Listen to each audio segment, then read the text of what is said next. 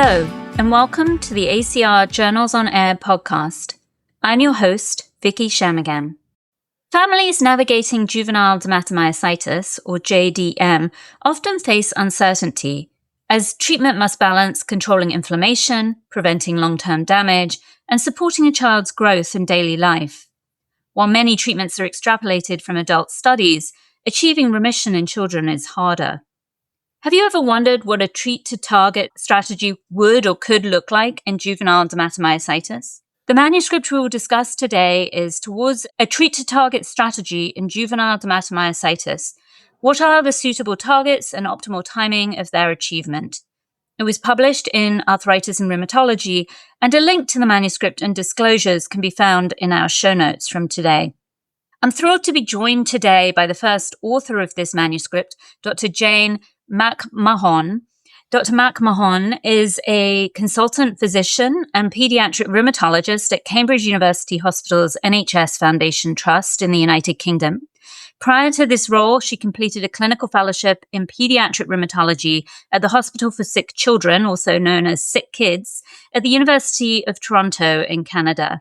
With a career spanning clinical practice and academic research, she brings expertise in pediatric and autoimmune conditions, contributing to international collaborations that advance patient care and scientific understanding. Her dual roles in frontline medicine and translational research reflect a commitment to bringing clinical insights with innovative approaches to improve outcomes for children and families living with complex rheumatic diseases. Welcome to the show, Jayne. Thank you so much for having me. Delighted to be here. I want to start our discussion with why. What motivated you to undertake this study? What gap in knowledge were you and your colleagues aiming to address with this work? So that's a great first question. This study was really part of a much larger initiative towards doing treat-to-target recommendations for patients with JDM, which was being led by Dr. Brian Feldman and Dr. Angelo Ravelli. As I'm sure your listeners are aware, treat-to-target is used quite a lot in adult rheumatology, and it's becoming more and more used in the pediatric sphere. And it's a way of approaching patient management in a more collaborative manner. It's based on defining clear therapeutic targets and then working with the patient with frequent disease monitoring, adjusting the treatment as required to meet those targets. When these recommendations are being put together, one of the first steps is to do a systematic literature review to see what the optimal therapeutic targets and timelines would be for that condition. However, very quickly after starting this work in JDM, we realized that there really wasn't very much of this type of information that had been published, largely due to the very rare nature of the condition. But having an idea of a target and a timeline is very fundamental to being able to develop a treat-to-target strategy. So the two centers that were spearheading the treat-to-target recommendations decided that we would take a look at our patient cohorts and try and see if we could gather some real-world data to determine what an appropriate time to treatment response would be, and also what an appropriate time to disease remission or an active disease would be for our patients. Yeah, great. And I've always been really impressed by the true international collaboration in pediatric rheumatology, especially in pediatric myositis. Tell us about these two centers that were involved in this study. One was in Genoa, Italy, one in Toronto, Canada. Why those two, and what are their differences? Yeah, so as you say, collaboration is really very important in pediatric rheumatology. We are a small specialty and we look after a lot of very rare conditions. So being able to do meaningful research really hinges on the collaborative work that we're able to do. As I mentioned, this forms part of the treat-to-target recommendations, which were being led by Dr. Angelo Ravelli and Dr. Brian Feldman. Dr. Angelo Ravelli works at the Istituto Giannina Gasolini, which is in Genoa in Italy, and is also known as Gasolini, which I will refer to it going forward because my Italian pronunciation is not great. Gasolini is the biggest pediatric hospital in the north of Italy, and it's also a major pediatric rheumatology center. It is considered to be a tertiary referral center across Italy, and so as such, they have a large JDM cohort that is quite representative of the entire Italian JDM population. Similarly, Dr. Brian Feldman works at the Hospital for Sick Children, or Sick Kids, in Toronto, Canada. SickKids is one of the world's leading centers for pediatric rheumatology. It is considered a tertiary referral center, but also a quaternary referral center. So again, has a very large patient cohort that it is able to pull from when it comes to these very rare conditions. And one of the real highlights within SickKids is that they've actually had a myositis clinic running there under the leadership of Dr. Brian Feldman since the early 1990s. And they have been collecting data on patients from this clinic pretty much from its inception. So there is over 30 years of data on patients with myositis available through the SickKids Myositis Clinic. So together, these two centers bring a huge amount of knowledge and expertise in myositis. And again, for a rare disease, a relatively large patient cohort for us to be able to study. Yeah, amazing. So you studied various disease activity measures in those two cohorts. Tell us a little bit more about what those were and particularly why you chose those particular outcome measures. So disease activity measures in JDM are always a challenge. There is no one unified disease activity measure that is used across all centers, and it has been quite difficult finding one that encapsulates all the many aspects of this condition, particularly the muscle and the skin. So when we were picking the activity measures that we wanted to use, we focused on two things. One was, what activity measures did we have in common between the two centers that we had both consistently collected and so therefore would be able to have a true comparison between the two sites? And then also which activity measures were going to give us the most amount of information for the timelines and the targets that we were trying to create in the Treat to Target recommendations, and which ones feed into the composite disease activity scores that we use to determine inactive disease. So with this in mind, what we ultimately settled on was the Physician Global Assessment of Overall Disease Activity. This is a visual analog score from 0 to 10 that a physician grades based on overall how they feel the patient is doing on the day that they see them, taking into account all aspects of disease activity. For muscle strength, we looked at two different scoring systems. The first was manual muscle testing. There are two versions of this. So there is a global manual muscle testing and then a newer manual muscle testing 8, which looks at 8 specific muscle groups focusing on strength and endurance. We looked at both of these measures because up until the early 2000s, the global manual muscle testing was what was used until the manual muscle testing 8 or MMT8 was validated and became more widely used. So for the earlier data in SickKids, we were looking at the global MMT, and then in the later data across SickKids and Gasolini, it was the MMT8. For a more functional assessment of muscle strength, we also looked at the Childhood Myositis Assessment Score, which is a relatively standardized and validated score that's quite widely used for JDM patients. Again, trying to keep in mind the overall disease activity and particularly capturing skin disease, we looked at a total disease activity score, which is a 20-point score that looks at skin activity, nail folds, muscle activity. And we also looked at a modified version of this that has been developed by Dr. Feldman's group in Toronto called the Modified Disease Activity Score, which is a 12-point score, again, looking at both skin and muscle, but it has the benefit that it can be applied retrospectively. We decided to also take some information on the Childhood Health Assessment Questionnaire, which is a questionnaire that is filled in by patients and their families, looking at the child's day-to-day functional abilities. We looked at serum biomarkers and specifically the creatinine kinase levels or CK levels in patients. In the Gasolini cohort, they also have done a lot of work in trying to develop a single disease activity score. And so they use something called the Juvenile Dermatomyositis Activity Index, and they did use this index as well on the patients that they collected from their cohort. Amazing. So many potential treatment targets. Was there one in particular that was sort of the target of interest, or did you really look at all of these? So again, what we were keeping in mind throughout all of this was ultimately we wanted these to inform the Treat to Target recommendations. And so there was a couple of things that we picked out amongst that we decided these were the things we'd really like the answers to. So the two big ones were, how long does it take for our patients to go into remission? And again, we wanted to look at this from both the aspect of the skin and also the muscle. So we looked at the time to skin remission, which we defined as the absence of any rash, because again, there is no one unified definition of skin remission for JDM. For muscle remission, we defined this as normalization of MMT, either the MMT8 or the global MMT, as well as normalization of the CMAS. We looked at time to normalization of CK, and then we also looked at time to an active disease as defined by the Printo criteria, which takes into account 4 measures: the CK, the CMAS, MMT, and the physician global assessment. We also decided to take a look at time to steroid discontinuation because this is a big thing for our families and for our patients. And then we looked at the time to normalization of the disease activity scores as well. That's amazing. So, can't wait to hear.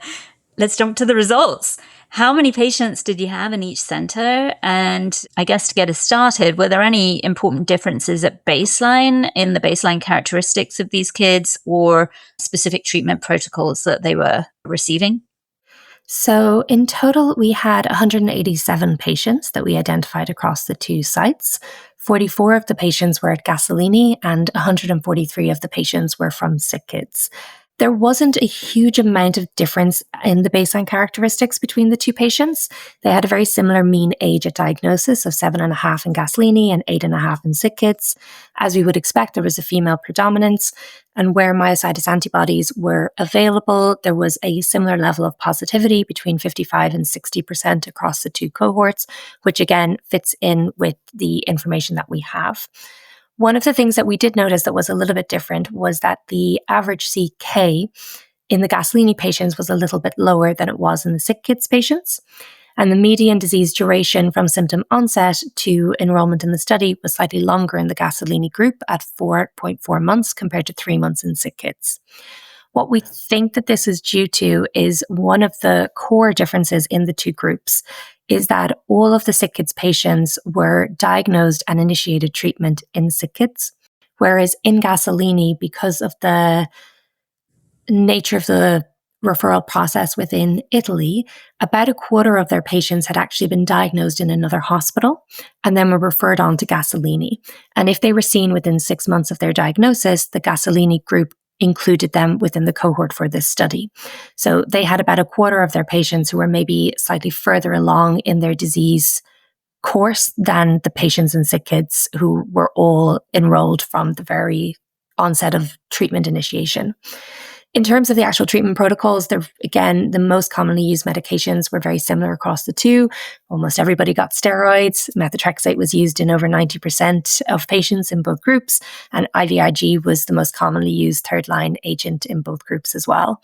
There were some differences as you got beyond that into 4th, 5th, and 6th-line agents, but again, that is very much expected for JDM as we don't really have a lot of evidence for what we should be using when methotrexate is not effective for these patients. Yeah, that makes sense. So you have a couple of Kaplan-Meier curves in your manuscript that show time to remission, and you've split them up by the 2 centers. Can you walk us through those graphs? Yeah, so figure 1 looks at the time to achievement of an active disease as per the Printo criteria in Gasolini, and figure 2 looks at the same outcome measure but in sick kids. As I'm sure your listeners are probably aware, Kaplan-Meier curves are a stair-step graph that show the probability of an event happening or not happening over time. So in both graphs, you'll see on the x-axis, there is the time to an active disease, which is measured in months. And on the y-axis, there's a survival probability. And just below the graph, there is the strata with the number at risk at each step in the graph. So essentially, every step down that you're seeing in the graph relates to a patient who has reached the outcome of inactive disease. And what we were able to take from these graphs was that in Gasolini, the median time for patients to reach inactive disease was 10.3 months, with a 95% confidence interval of between 6.2 to 12 months. And this compared with the slightly earlier median in the sick kids cohort, where the median time was 8.8 months, with a 95% confidence interval of 6.9 to 12.8 in the sick kids cohort. Really interesting kind of data because it gives us a guide as to how quickly we should be able to achieve a remission. We know in JDM that, as in other rheumatic diseases, time to remission is important, but the treatment itself also has complications, steroid complications in particular. You looked at time to steroid discontinuation and then also cumulative steroid exposure in these children. And obviously in children, this is really a big deal. Tell us about that data.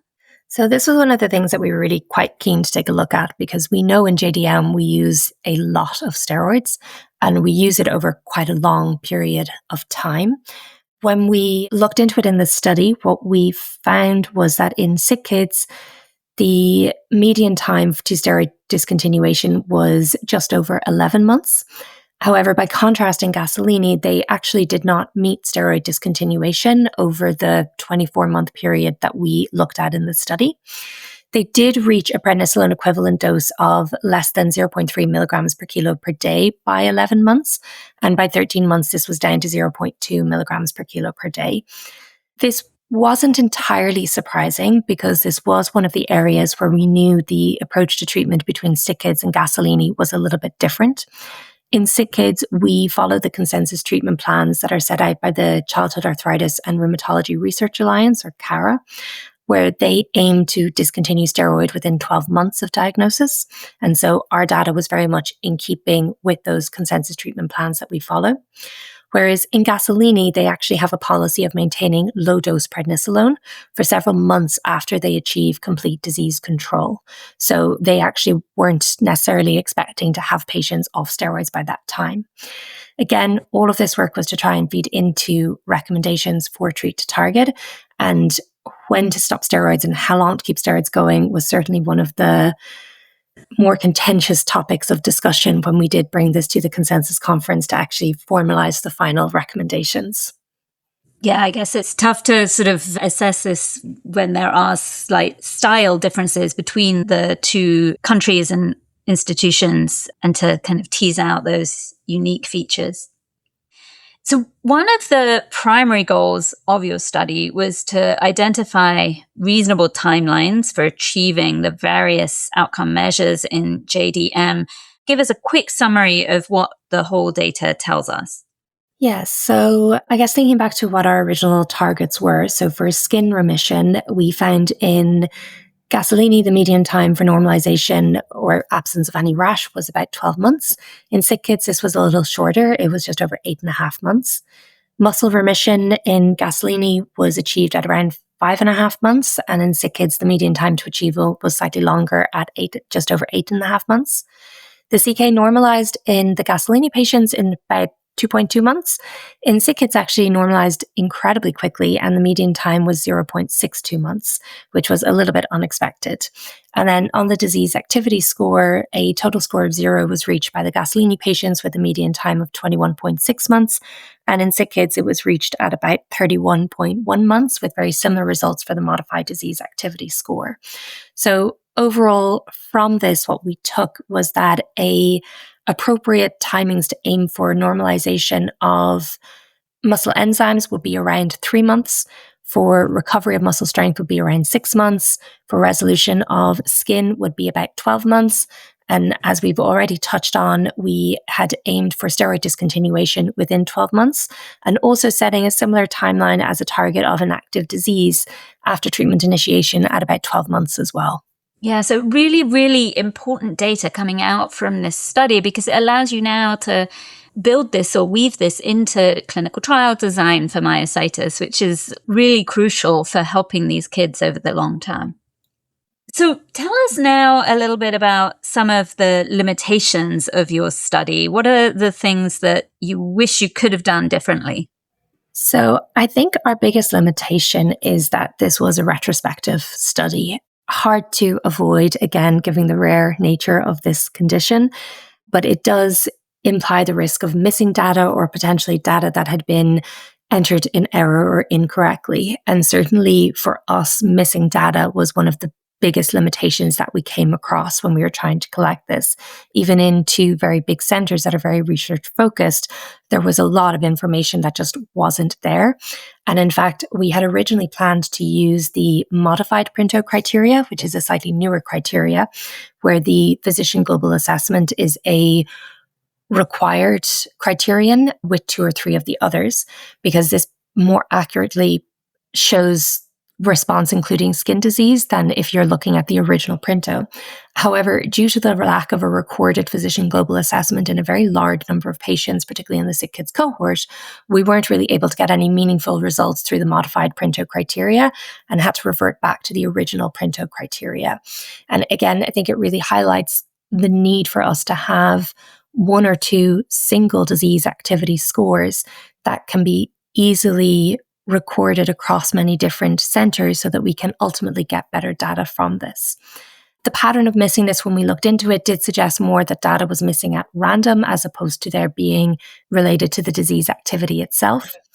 One of our other limitations that we do highlight in the study as well is that, as we've talked about, these are both very big centers. They're tertiary referral centers. They see some very sick children. So there is always the possibility that the JDM patients that we're seeing are not entirely representative of JDM patients as a whole worldwide. And so our results may not necessarily be generalizable to patients who are followed in other settings. Yeah, although it's such a rare disease, I do think most kids do eventually get to a tertiary center. So still really valuable information. So what's next for this work? What are you planning to study next? So the full treat to target recommendations were actually published in the Annals of Rheumatic Diseases in July of this year. So this work has kind of fulfilled what it needed to in terms of laying the groundwork for those recommendations that are now out and in public. So our next steps are really trying to put those recommendations into practice, not just in our two centers, but also in all of the other centers that we collaborated with to put the recommendations together, and then to audit and validate them against the current clinical practice and see, are they doing what we want them to do, which is ultimately to gain better disease control for these patients and more personalized and targeted medical care for them. Yeah, no, amazing work. And I will look out for what you're doing down the road. I wondered if you could share a little bit more with our listeners about your own personal career journey. I'm always fascinated by what people choose to specialize in. Tell us, how did you become a pediatric rheumatologist? What attracted you to juvenile myositis in particular? Yeah, it's a great question. So I am originally from Dublin in Ireland, and I did all of my pediatric training in Ireland. And my very, very first rotation was pediatric rheumatology for 6 months straight out of my intern year. As I'm sure many trainees will relate to, I don't actually recall particularly specifying that I wanted to do pediatric rheumatology. I had based my choices more on location and staying in the hospitals that were closer to my home. So I was slightly terrified on my first couple of days in the specialty. So I really had no clue what was going on.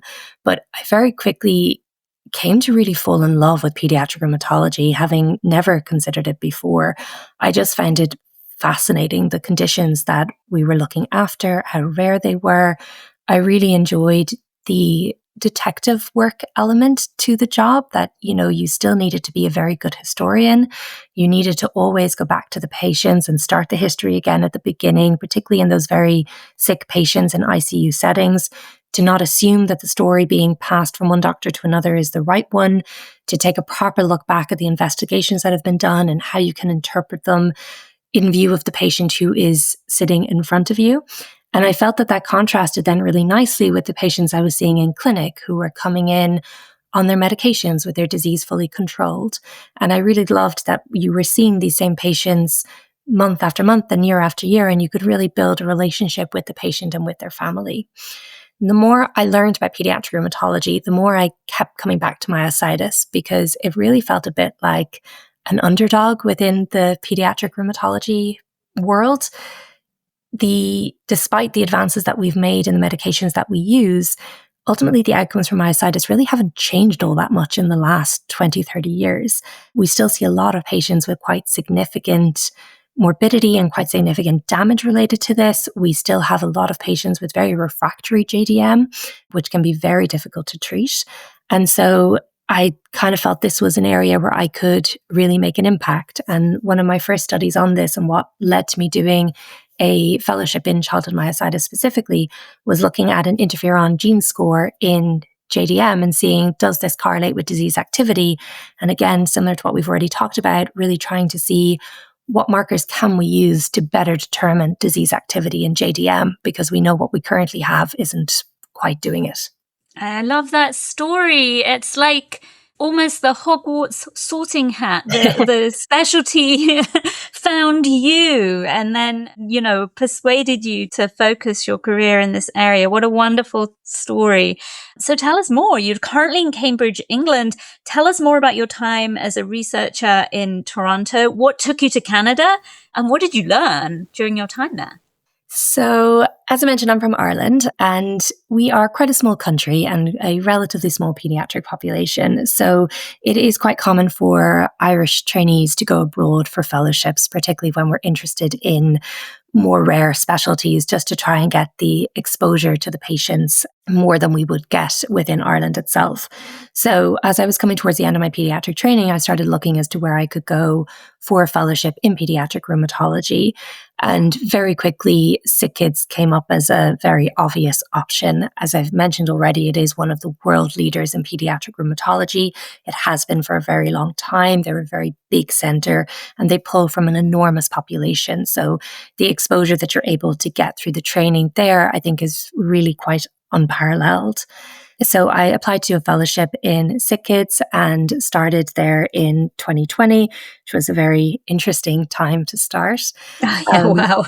For what I learned, I think everything. It was really just a fantastic department to be in. Being there in 2020 and through COVID, I was there through Miss C, which was a huge thing within pediatric rheumatology during that time. And so being kind of on the front lines as they were having these conversations about how do we diagnose this, how do we treat this, in real time, refining the protocols that we were using to better treat the patients. It was an incredible experience to see all of that happening in such a condensed period of time. But equally, as I've mentioned, just the exposure to everything that we see. So having a weekly lupus clinic, having a myositis clinic that happens every 2 weeks, there was nothing at all similar to what was available in Ireland. And it really gave me, in a very short space of time, the absolute best education I could have gotten in pediatric rheumatology to then take back across to Ireland, well, at the moment to the UK, and to continue using in my day-to-day practice. Yeah, so you've just given the best advertisement for Toronto Sick Kids, everyone. Their recruitment just had an enormous bump up. So as you look to the future, what directions and goals excite you most? How do you envision your work shaping the future of care for children with autoimmune diseases? So, I'm hoping to try and continue doing research into JDM. One of my first accomplishments was to get Cambridge connected to the UK JDCBS group, which is a cohort group for childhood myositis that collects data from across the UK. So I'm very proud to say that Cambridge is now a contributing site for this. And hopefully through working with them, I ultimately want to try and help form the foundations to get to a point where we can have more precision care and a more personalized treatment approach for patients with pediatric rheumatology conditions, and particularly for myositis in the future. And are you planning to go back to Ireland in the future, or you're not sure yet? Not sure yet. I would ultimately love to. It's always nice to be back on home ground, but at the moment, very happy in Cambridge. Yeah, beautiful place to be as well. So Definitely. I'm sure that you're having a wonderful time there. So Jayne, I really want to thank you for taking the time to talk to us today, for so generously sharing your expertise and insights and life story. And I hope that we get you back on the podcast at some point in the future. Not at all. It was really great to be here. Thank you so much for inviting me. As we wrap up today's episode, I also want to take a moment to honor the incredible kids living with juvenile dermatomyositis and their parents and caregivers who walk beside them every single day. Through their shared vision, Treat to Target Care and disease remission is actually moving from hope to reality. And I want to thank them for reminding us what true strength looks like. Thank you all for listening to this podcast. ACR Journals on Air is a production of the American College of Rheumatology. Please follow @ACRheum on social media.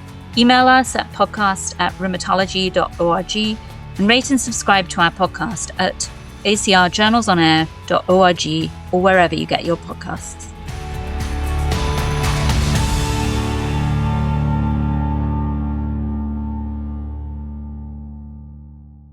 This podcast was edited by Resonate Recordings.